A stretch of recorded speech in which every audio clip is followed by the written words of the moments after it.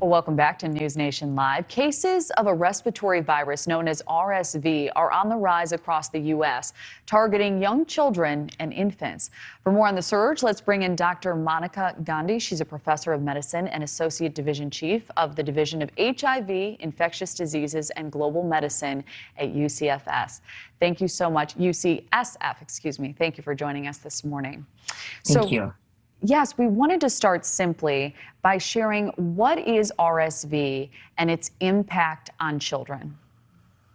So RSV stands for respiratory syncytial virus. And what this is that as we're seeing COVID come down, because we're in a lull right now, if you look at the community transmission rates of COVID on the CDC website, we're seeing other viruses come up. Why does that happen?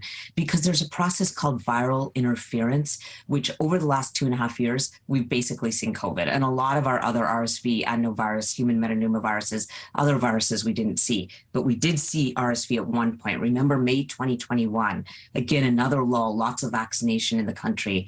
And then we saw RSV come up in children. So now that we're in a lull, we're seeing RSV come up. What does RSV cause? It really can cause mostly cold-like symptoms in most adults and children, but especially very young children and immunocompromised children as well.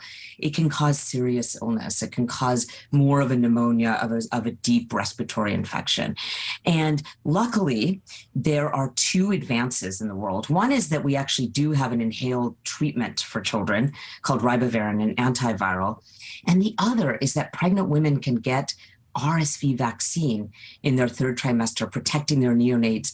And now it's not yet in the market, but we've just gotten an RSV vaccine approved. So please be aware and alert for these new, these not new, old infections coming back to our lives. Influenza is another. All right. So you mentioned vaccines. How does an individual contract RSV? It's the same way as all these other respiratory tract infections. It's really just kind of face-to-face contact. People are getting respiratory tract infections. So really, what we've really learned the last 2.5 years is that if you're sick, please stay home. And I would say that wasn't stressed enough prior to the COVID pandemic. Children, other people who are going to work, we used to go to work with illnesses. It's best to just stay home when you're sick. That's true of COVID or anything else. So staying home, vaccines, are there anything else parents with Washing infants? hands. Washing your hands. Okay, we're just going to mention anything else we can do to prevent contracting this. So, again, it is very hard to contract. It's very hard to keep children away from each other, and children, are close to one another. So it's really just if you have a child who has a runny nose, a child who has cold-like symptoms, please stay home from that play date. That's really what we're asking of parents right now during RSV season. All right. And also adults, of course, you also mentioned this, can contract RSV. On average, how many cases do you see of adults hospitalized with it?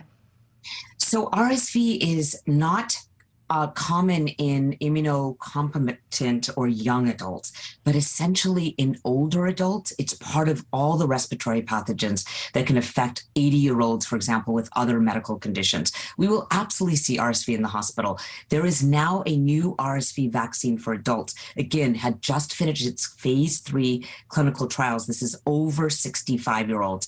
We will have a vaccine for RSV next season for adults. So right now, it's again kind of keep hand hygiene, staying away from people who have runny noses. But it is a cause and can be a cause of respiratory compromise in much older adults.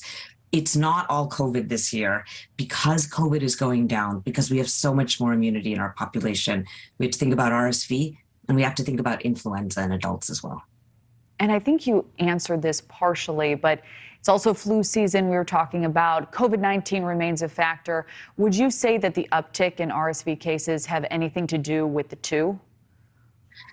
Yes. I mean, I think it has to do with kind of viruses going, these patterns of what's going on with COVID. COVID-19, we have the lowest number of deaths from COVID around the world than we've ever had. It's why the WHO this weekend said we're just almost there in terms of the end of the pandemic. It doesn't mean that COVID goes away. It means that as we see the cases go down, all these other viruses they don't have anything to interfere with them. It's called process called viral interference. You're usually not having two at the same time. So in the Southern Hemisphere, we saw in Australia influenza this year, which was, of course, our summer. Influenza was a real factor. There was quite a bit of influenza in the Southern Hemisphere this summer. We're already seeing 10% in LA, for example, of respiratory pathogens being influenza. Influenza, unlike RSV for adults where we're going to get the vaccine, influenza has a vaccine. So I really would encourage people in October to get their, it's now end of October, to get their influenza vaccine. All right. It's certainly something to keep an eye on.